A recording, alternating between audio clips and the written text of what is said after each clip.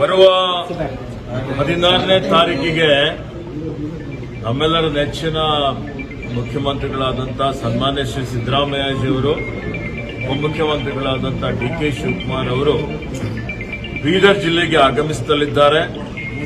ಈ ಜಿಲ್ಲೆಯಲ್ಲಿ ವಿವಿಧ ಇಲಾಖೆಗಳಲ್ಲಿ ಅಭಿವೃದ್ಧಿ ಪರ ಕೆಲಸ ಕಾರ್ಯಗಳಿದ್ದಾವೆ.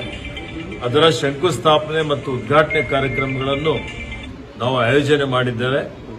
ಈ ಒಂದು ಕಾರ್ಯಕ್ರಮದಲ್ಲಿ ಸುಮಾರು 25,000ಗಿಂತಲೂ ಜಾಸ್ತಿ ಜನ, ಸುಮಾರು 50,000 ಜನ ಸೇರುವ ನಿರೀಕ್ಷೆ ಇದೆ. ಬಹಳ ದೊಡ್ಡ ಪ್ರಮಾಣದಲ್ಲಿ ಈ ಕಾರ್ಯಕ್ರಮ ಆಯೋಜನೆ ಮಾಡಲಾಗಿದೆ.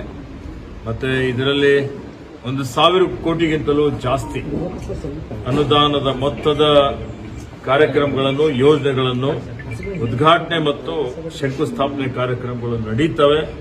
ಅದರಲ್ಲಿ ನೀರಾವರಿ ಯೋಜನೆ ಇದೆ, ಅದರಲ್ಲಿ ಜಿಲ್ಲಾಡಳಿತ, ಜಿಲ್ಲಾ ಸಂಕೀರ್ಣ ಇದೆ, ಕುಡಿಯ ನೀರಿನ ಯೋಜನೆಗಳಿದ್ದಾವೆ, ರಸ್ತೆ, ಚರಂಡಿ, ಶಾಲೆ ಕೋಣೆಗಳು, ವಸತಿ ಶಾಲೆಗಳು. ಇವತ್ತು ನಮ್ಮ ಅರಣ್ಯ ಇಲಾಖೆ ವತಿಯಿಂದ ಇವತ್ತು ನಾವು ಎಕೋ ಟೂರಿಸಂ ಪಾರ್ಕ್ ಶಂಕುಸ್ಥಾಪನೆ ಮಾಡ್ತಾ ಇದ್ದೇವೆ. ಹಲವಾರು ಕಾರ್ಯಕ್ರಮಗಳು, ಹಲವಾರು ಯೋಜನೆಗಳು ಇವತ್ತು ಸನ್ಮಾನ್ಯ ಮುಖ್ಯಮಂತ್ರಿಯವರ ಇದರಿಂದ ಅವರ ಮತ್ತು ನಮ್ಮ ಎಲ್ಲಾ ಸಚಿವರ ಸಂಪುಟದ ಅನೇಕ ಸದಸ್ಯರು ಈ ಒಂದು ಕಾರ್ಯಕ್ರಮದಲ್ಲಿ ಭಾಗವಹಿಸುವರಿದ್ದಾರೆ. ಇವತ್ತು ನಾನು ಪೂರ್ವ ಸಿದ್ಧತೆ ಸಭೆ ಕರೆದಿದ್ದೇನೆ. ಪೂರ್ವ ಸಿದ್ಧತೆ ಸಭೆಯಲ್ಲಿ ನಾವೆಲ್ಲ ಕೂಲಂಕುಷವಾಗಿ ಇದರ ಬಗ್ಗೆ ಚರ್ಚೆ ಮಾಡಿ ಇವತ್ತು ಬಹಳ ಶಿಸ್ತುಬದ್ಧವಾಗಿ ಈ ಜಿಲ್ಲೆಯ ಸಮಸ್ಯೆಗಳನ್ನು ಸನ್ಮಾನ್ಯ ಮುಖ್ಯಮಂತ್ರಿಗಳ ಗಮನದಲ್ಲಿ ತರ್ತೇವೆ.